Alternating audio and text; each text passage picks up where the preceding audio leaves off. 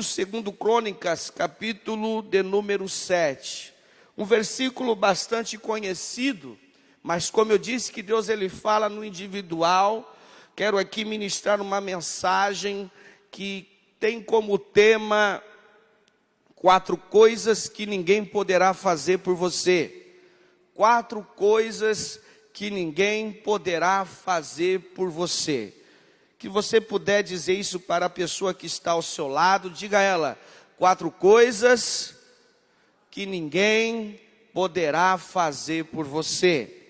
E isso tem tudo a ver com o avivamento. Porque às vezes nós esperamos e acreditamos, ou talvez pensamos, que a responsabilidade do avivamento acontecer na igreja é da liderança da igreja, é daqueles que fazem parte de algum departamento. Mas nós vamos ver, com base na palavra do Senhor, que o avivamento tem tudo a ver com você também, que talvez não faz parte de algum grupo, mas que faz questão de estar nessa igreja adorando, cultuando e exaltando a Deus. Para que nós possamos assumir essa responsabilidade. Porque o objetivo desta campanha é para que todos nós, no individual principalmente, venhamos ser avivados de tal forma que nós possamos influenciar não somente dentro da igreja, mas sim principalmente nos nossos lares, principalmente no bairro onde moramos, no trabalho, no serviço onde nós trabalhamos, ou seja, no meio social onde nós convivemos, podermos ter o poder de influenciar através de um avivamento dentro de nós. Segundo o livro do Crônicas, capítulo 7, versículo de número 14, nos diz assim: e se o meu povo, que se chama pelo meu nome, se humilhar e orar, e buscar a minha face, e se converter dos seus maus caminhos, então eu ouvirei dos céus, e perdoarei os seus pecados, e sararei a sua terra. Esta é a palavra do nosso Deus, ministrando a vida de Salomão, mas ministrando para todo o povo de Israel. O contexto em que está inserido este versículo, ele está num contexto de festa, está num contexto de uma inauguração do templo de Salomão, aonde, se nós observarmos no capítulo 6, o rei Salomão, diante da toda a multidão, diante de todo o povo, quando está inaugurando o templo, ele se volta para o templo, e ali ele dirige orações ao Senhor, de tal forma, pedindo ao Senhor, que aquele templo, tudo que fosse oferecido naquele lugar, os sacrifícios feitos naquele lugar, as orações feitas naquele lugar, as petições feitas naquele lugar, as buscas de resposta feitas naquele lugar, fosse atendido.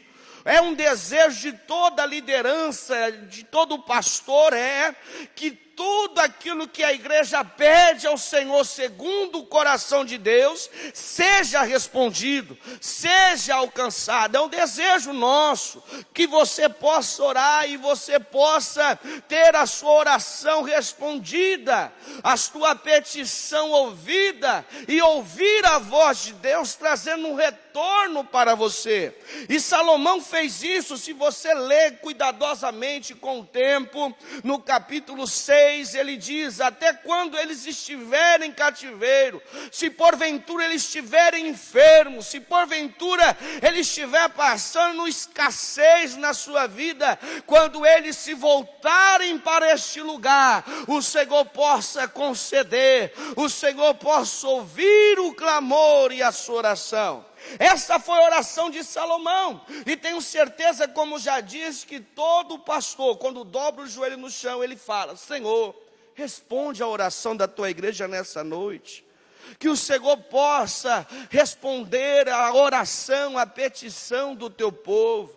que o Senhor possa trazer respostas a dúvidas da tua igreja, que o Senhor possa falar em referência ao filho que está perdido, que o Senhor possa falar em referência ao esposo que está perdido, que o Senhor possa falar em referência à enfermidade que tenha cometido talvez a sua vida, ou a vida de algum ente querido, ou a vida de algum familiar. Esta é a oração de todo pastor, pedir. Por quê? Porque é um prazer ver a resposta acontecer na sua vida. É um desejo, além de ser um desejo, é prazeroso ver alguém chegar, tomar a tribuna, pegar o microfone e falar: eu orei, eu busquei, eu confiei e Deus respondeu a minha oração. E isso, porque isso acontece? A princípio sabemos que é por causa da intercessão da igreja,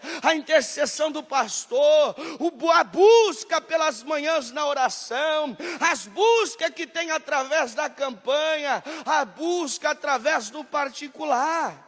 Nós sabemos que além de nós queremos ver Deus falar conosco, Deus falar com a igreja, Deus responder às vossas orações, entenda um ponto, um princípio de suma importância, que Deus, Ele quer muito mais do que eu e você, trazer respostas para a tua vida, trazer curas para as enfermidades, trazer salvação para o seu lar. Deus, além de você, Ele quer fazer muito mais ainda do que você possa imaginar.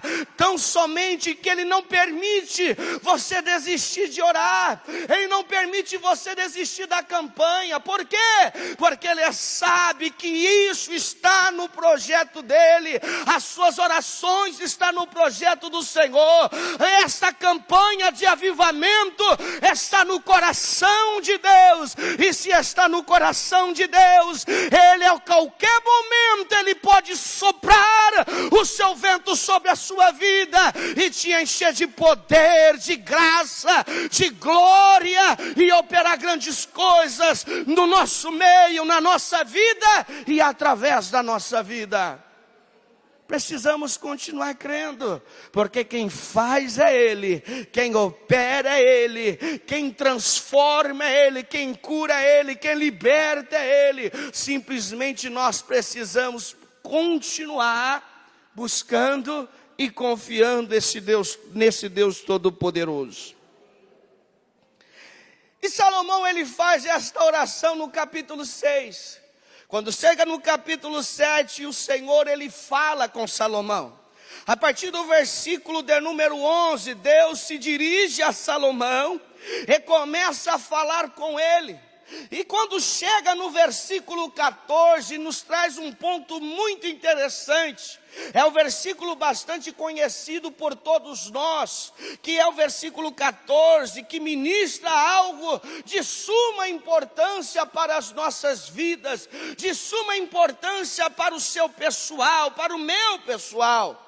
Porque quando chega no versículo 14, eu compreendo que Deus tira da mão de Salomão a responsabilidade. Não que Salomão deveria parar de orar pela igreja, não que Salomão deveria parar de orar pelo povo, mas Deus fala para Salomão, tirando a responsabilidade que ele tem de interceder pelo povo, aquela carga que ele tem, e transferindo isso para o povo, porque a palavra de Deus em resposta, a oração de Salomão é: se o meu povo, que se chama pelo meu nome, ele está dizendo, tudo bem, eu te ouvi, Salomão, mas se esse povo a quem você tem intercedido, se esse povo a quem você tem clamado, se esse povo a quem você quer que eu respondo, se esse povo que se chama pelo meu nome, primeiro, se humilhar, algo que ninguém poderá fazer por você. Ninguém pode se humilhar por você.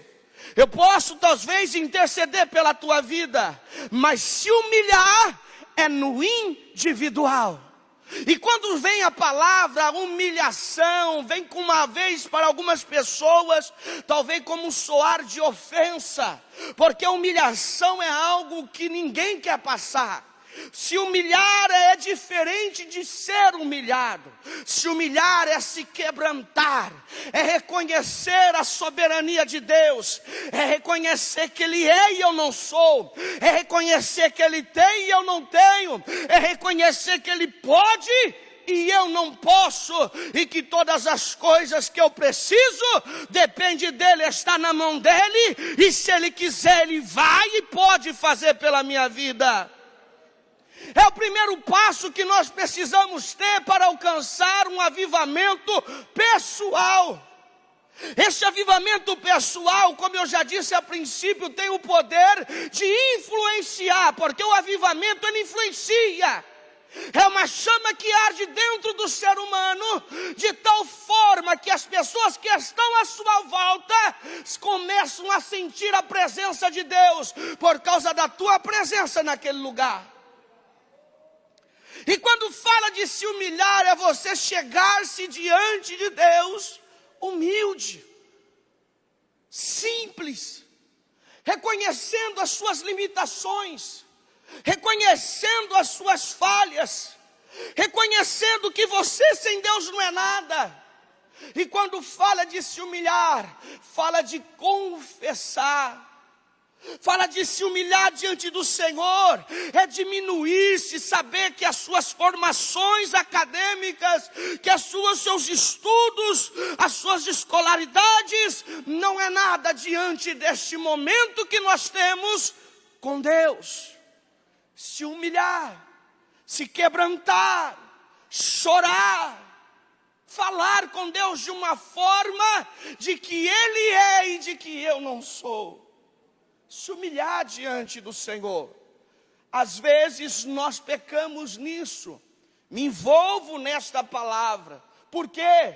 Porque às vezes nós nos chegamos diante de Deus simplesmente com um texto já preparado para petições, mas não com um texto preparado para reconhecer a soberania de Deus.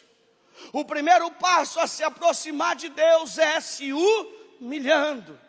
Você nunca vai chegar diante de Deus sem você se humilhar primeiro, sem você reconhecer a sua fragilidade, sem você reconhecer que você é como o vento que vem, daqui a pouco vai, sem reconhecer que nós viemos do pó, que viemos do barro, porque quem se humilha diante de Deus não consegue passar por cima de ninguém.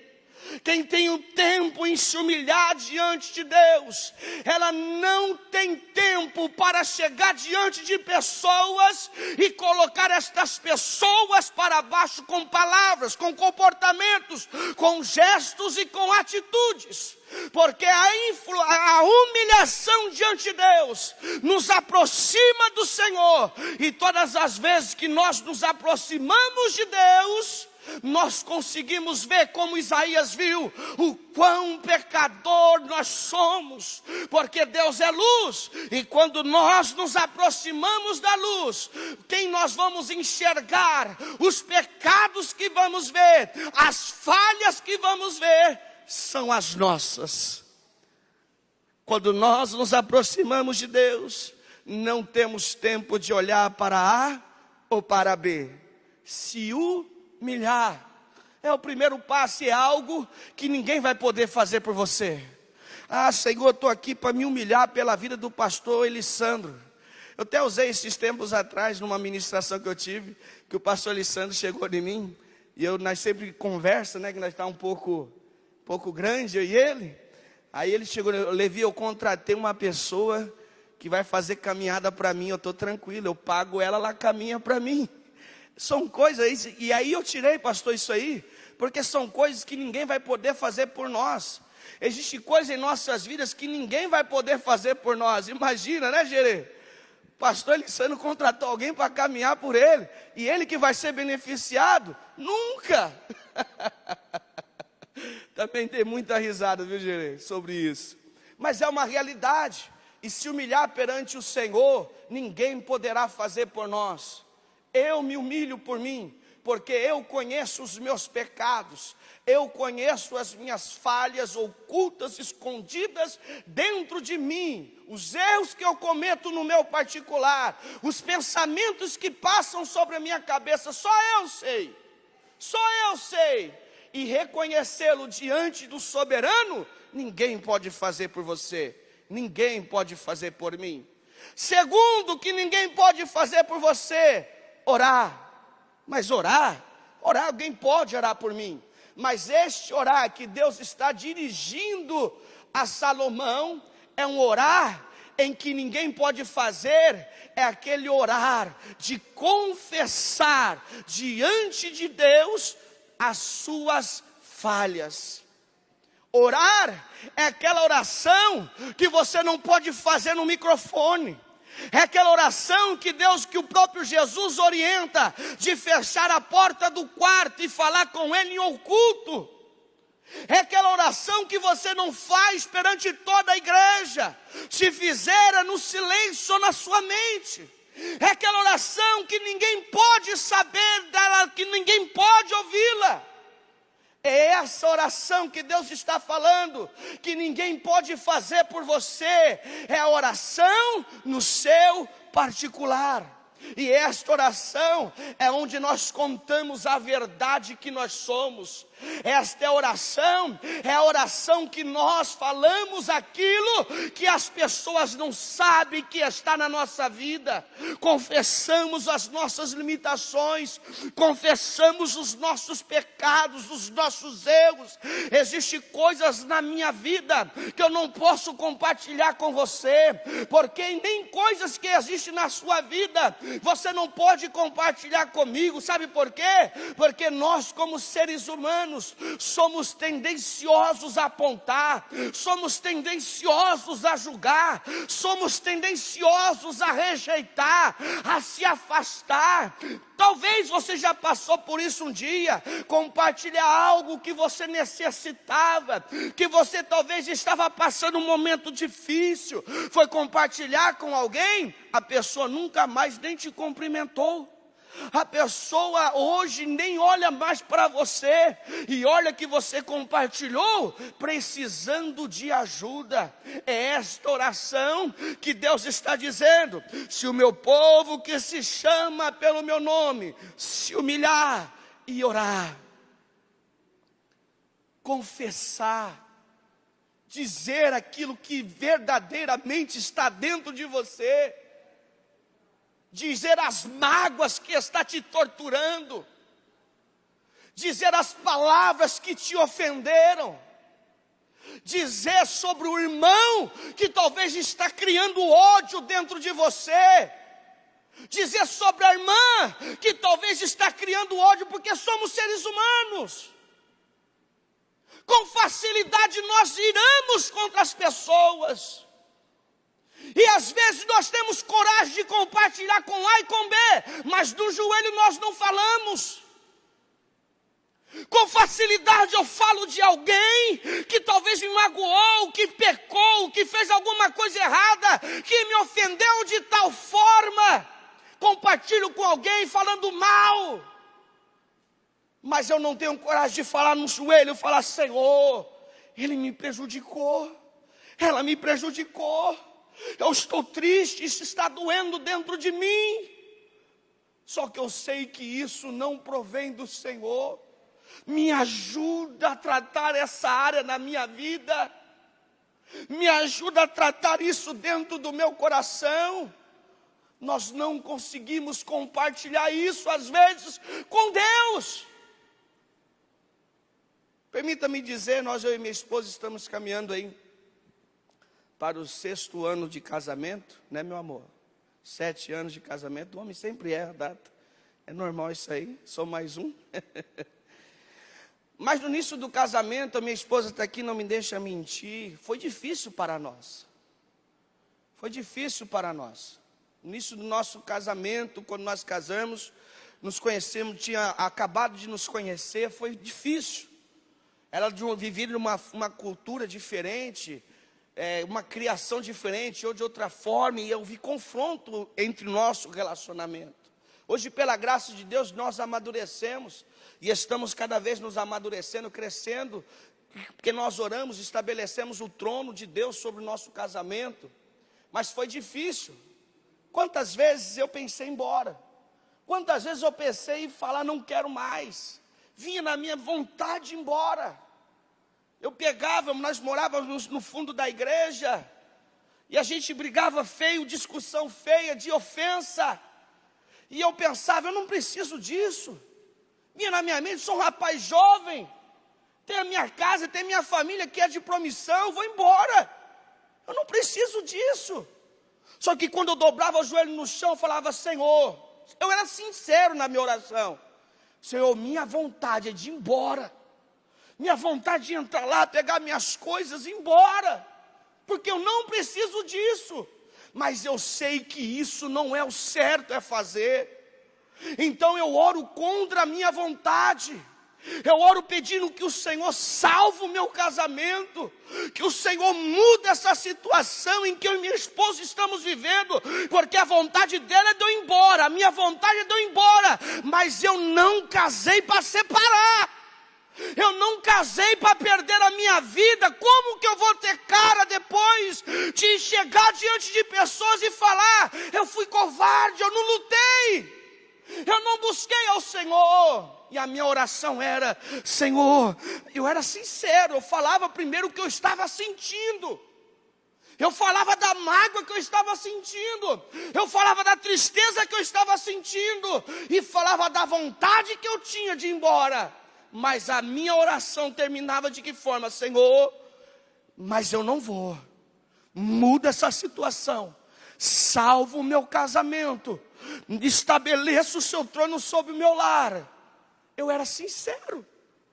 E quando se fala da oração, que Deus transfere a responsabilidade para cada um de nós, é isso. Não precisa ser aquela oratória linda que nós ouvimos quando alguém pega no microfone, não. Mas é a oração que vem de dentro de você. Se é mágoa, confesse a mágoa. Se é angústia, confesse a angústia. Se é alegria, fala da alegria. Mas não deixa de falar nas suas orações aquilo que você está sentindo dentro de você. Porque é isso que Deus quer de nós. Se o meu povo, que se chama pelo meu nome, se humilhar, orar, for sincero na sua oração,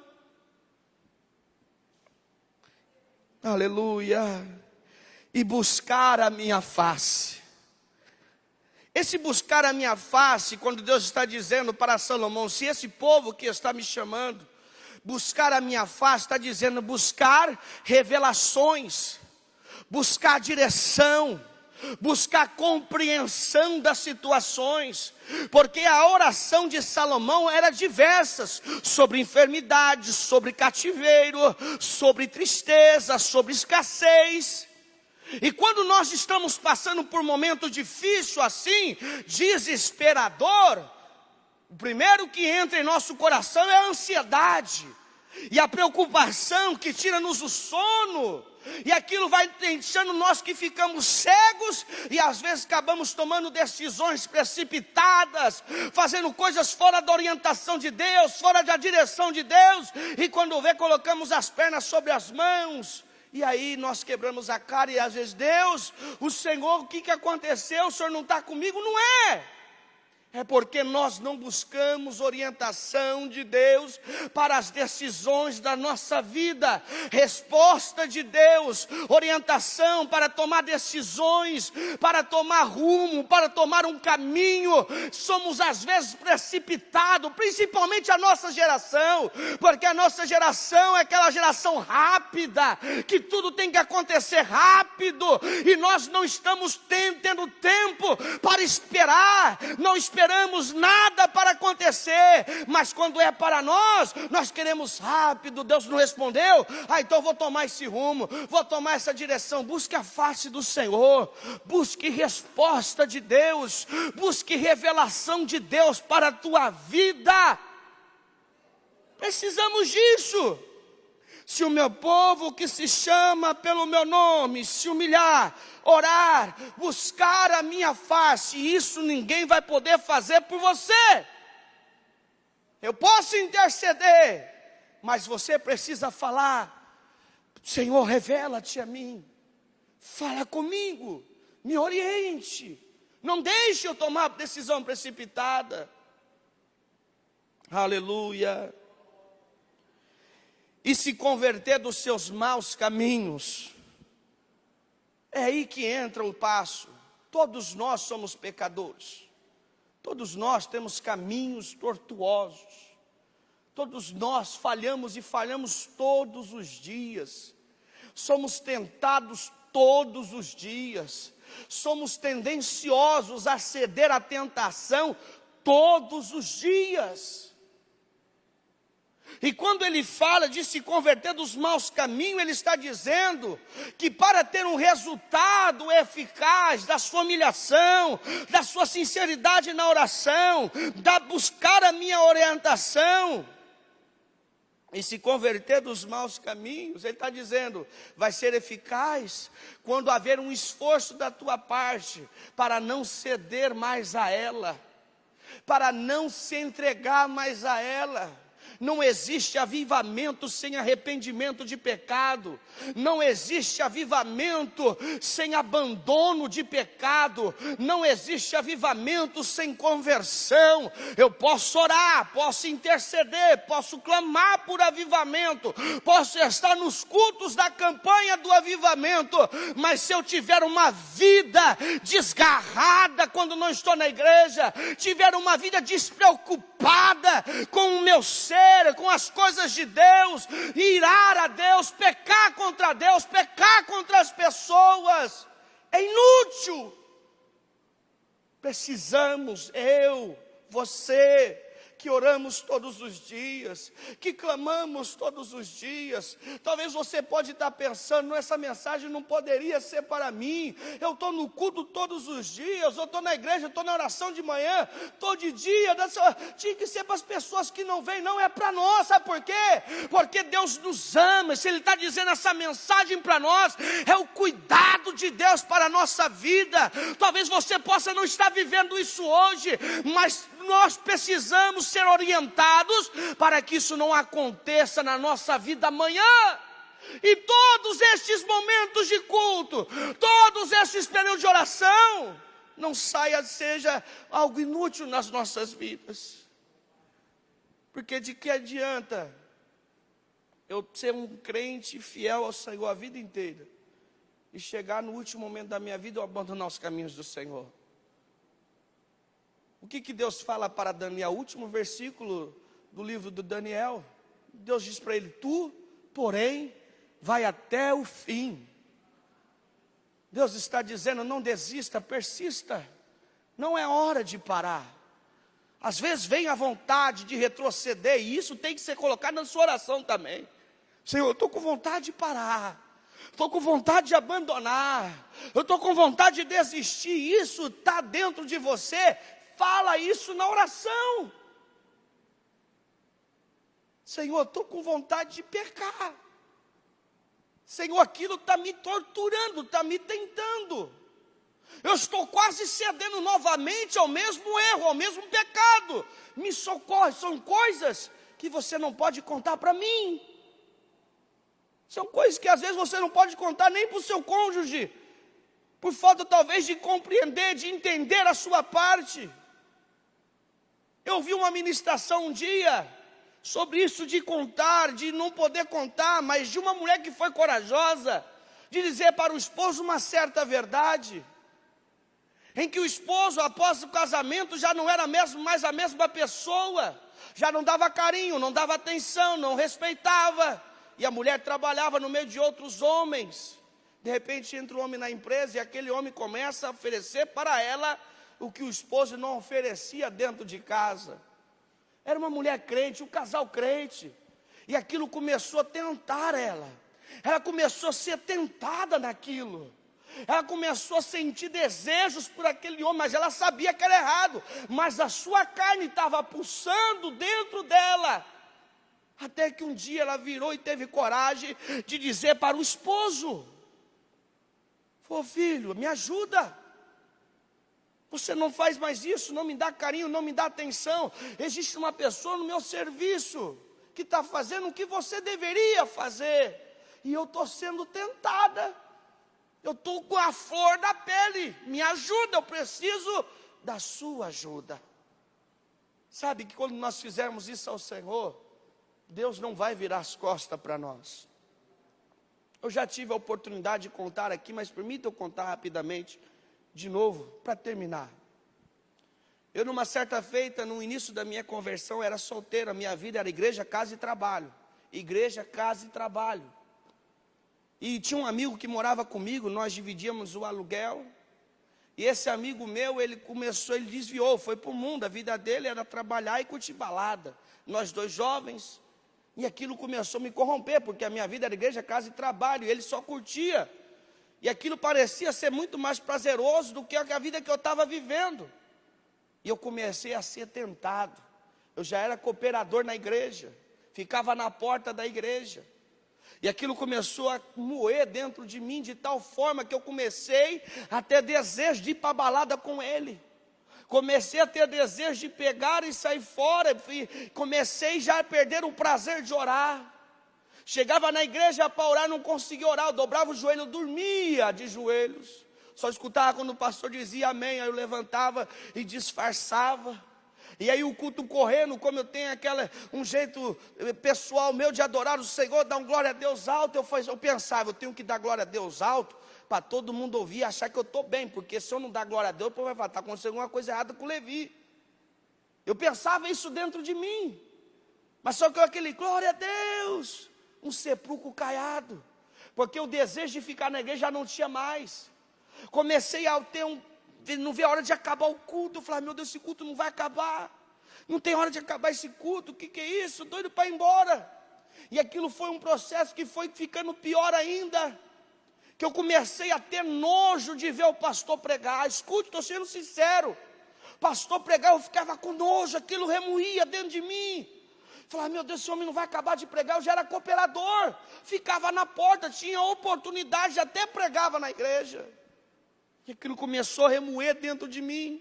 E quando eu ia orar, eu tinha que orar bonito para todo mundo ver que eu estava bem. Cheguei um dia ao ponto de pensar, vou chegar no pastor hoje, falar que esse negócio de ser crente não é para mim, que essa vida de crente não é para mim. Sou jovem, vou curtir a vida, vou para a balada. Pensei em falar isso, só não tive coragem. Aí eu fui numa igreja próxima de casa. Quando eu cheguei naquela igreja, estava tendo uma festividade, eu lembro que uma mulher pregou. E eu lembro o tema da mensagem que ela ministrou, que falou ao meu coração. E o tema daquela mensagem foi: você não foi escolhido para olhar para trás. Você não foi escolhido para olhar para trás. Aquilo entrou dentro de mim de tal forma que eu falei, meu Deus, eu estou olhando para trás. Eu estou a ponto de sair da tua igreja, eu estou basicamente desviado dentro da tua casa, eu já não tenho mais prazer de nada dentro da igreja. Só que quando eu cheguei em casa, a minha oração foi diferente. Eu cheguei em casa e falei para Deus a verdade, o que estava dentro de mim. Eu falei para Deus os desejos que eu estava tendo. Eu falei para Deus que eu estava com vontade de ir para a balada, que eu estava com vontade de ficar com outras mulheres, que eu era solteiro. Falei para Deus que eu estava com nojo de ver o pastor pregar. Falei para Deus que eu já não queria mais ser crente, mas eu sabia que isso não era o certo. Eu falei, sabe o quê? Socorre-me. Me ajuda, Deus, porque eu estou afundando, eu não consigo sozinho, eu estou a ponto de abandonar tudo, me ajuda. É isso que Deus requer do povo que chama pelo nome dEle, sinceridade. Se o meu povo que se chama pelo meu nome se humilhar, orar, buscar a minha face, converter dos seus maus caminhos, aí ele diz, então eu ouvirei dos céus, vou perdoar os seus pecados e vou sarar a sua terra. Aí o versículo diz assim: agora sim os meus ouvidos estarão abertos, agora estarão abertos os meus olhos e atentos os meus ouvidos à oração feita neste lugar. É quando nós damos um passo de sinceridade, e é algo que ninguém vai poder fazer por você. Eu intercedo pela tua vida, eu intercedo pelo teu lar, eu intercedo pela tua família, mas se você não se envolver nesses 4 pontos, a minha oração será uma oração que bate na parede e volta e não tem efeito nenhum. Sabe por quê? Porque você não está preocupado se vai para o céu ou se vai para o inferno, se a vida está boa ou se está ruim. Mas se você está preocupado com isso e está envolvido nesse requisito, eu ligo a minha oração com você e ministro a bênção do Senhor sobre a sua vida. Eu ministro o avivamento de Deus sobre a sua vida, sobre a sua casa, sobre esta igreja. E Deus, Ele ouve dos céus, e Deus atende o nosso clamor. Quando nós estamos unidos, estamos de braços dados, isso significa a oração está ligada, o objetivo, o projeto é o mesmo, o envolvimento é o mesmo. Sabe por quê? Ontem tivemos a oportunidade de estudar sobre Ana, lá na nossa igreja. Acredito que seja uma das próximas escolas bíblicas dominicais que vocês terão. E uma das partes da lição dizia assim, que o projeto de Ana, e havia um projeto de Ana, e havia o projeto de Deus. Logicamente que Deus é soberano, mas aí ele fala que o sonho de Ana tinha tudo a ver com o projeto e o propósito de Deus para o povo de Israel. Então, ou seja, ligou uma coisa a outra e ficou fácil de acontecer.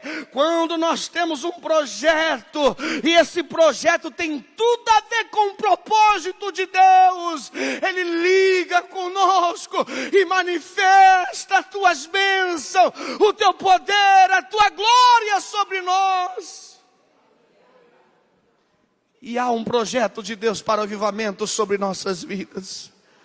Há um projeto de Deus, talvez você tenha dito, mas tem vindo poucas pessoas. Eu tenho vindo todas as quartas, mas poucas pessoas. Não importa, Deus escolheu você para ser divisor de águas, de avivamento sobre esta igreja, sobre esse ministério. Não desista, continua.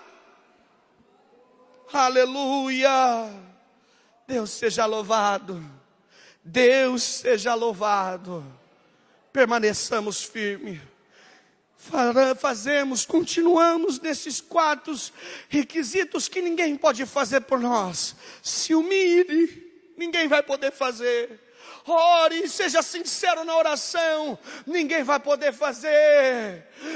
Busca a minha face, busca, eu tenho revelações novas para você, pessoal para você. Busca a minha face que eu vou revelar coisas para você no seu pessoal, e ninguém vai poder fazer por você. Se converta dos maus caminhos, deixemos os pecados, renunciamos a nossa carne, os nossos desejos, os nossos prazeres. E vou repetir: então ouvirei dos céus, perdoarei os seus pecados e sararei a sua terra. Os meus olhos estarão abertos e os meus ouvidos atentos. Ele vai estar atento. Sabe o que é atento? Pode, um exemplo, lógico que Deus não tem nada a ver, mas vamos colocar entre nós aqui. Às vezes está um barulho na frente. Peraí, eu quero dar atenção nisso aqui. Eu estou ouvindo alguma coisa aqui, calma aí, não. Ele está dizendo, mesmo que esteja tudo virado, tudo de fora do controle normal, tudo estranho, não. Eu vou estar atento à oração que estará sendo feita neste lugar. Deus abençoe a todos. Agradeço a oportunidade, em nome de Jesus.